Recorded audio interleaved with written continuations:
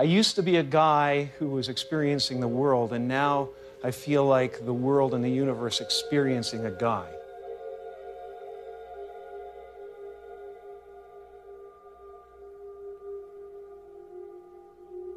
When the curtain goes down at the end of the drama, the hero and the villain step out hand in hand, and the audience applaud both. Because they know that the hero role and the villain role are only masks.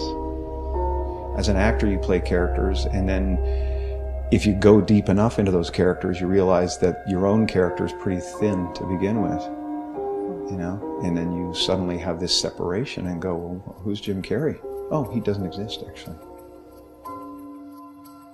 And at a certain point, I realized, hey, wait a second, you know, if it's so easy to lose Jim Carrey, who the hell is Jim Carrey?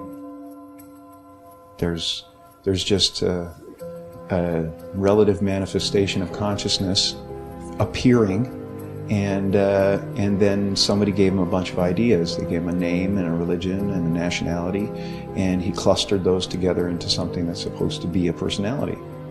And it doesn't actually exist. And none of that stuff, if you drill down, is real.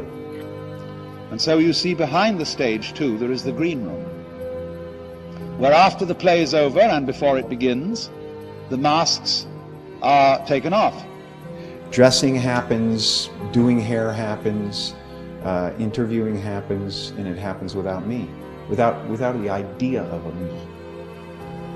You know, it's really, you know, the fact that we are already enlightened, we're already complete, and it's just realizing that you're complete.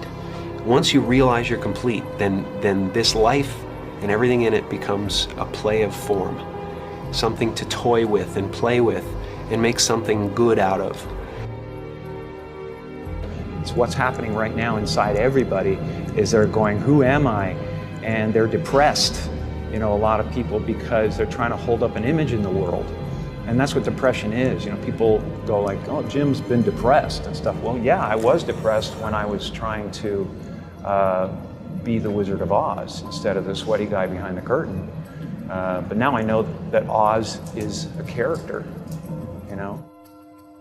Everybody walks around and they go like, why am I depressed? Well, it's because you're trying to be something for the world, you know. And as soon as you let that go, better things happen, because they're just happening. And there's been a series of kind of awakenings I've had in my life, and you know, people chalk it up to depression and all that stuff. I think that, you know, grief and sadness and all those things are the ticket home to nothing. I think that was a part of the process. There's been several other awakenings, and yet still I have a lot of egoic attachments that pull my attention and focus. I think, you know, the right marriage with the right character and the right guy who's going through something is essential. And so that behind the scene, that is to say, in reality, under the surface, you are all the actor,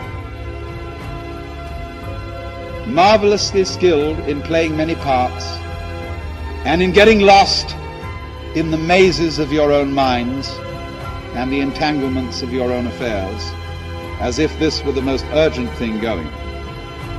But behind the scenes, in the green room, you always have a very tiny sneaking suspicion that you might not be the you that you think you are.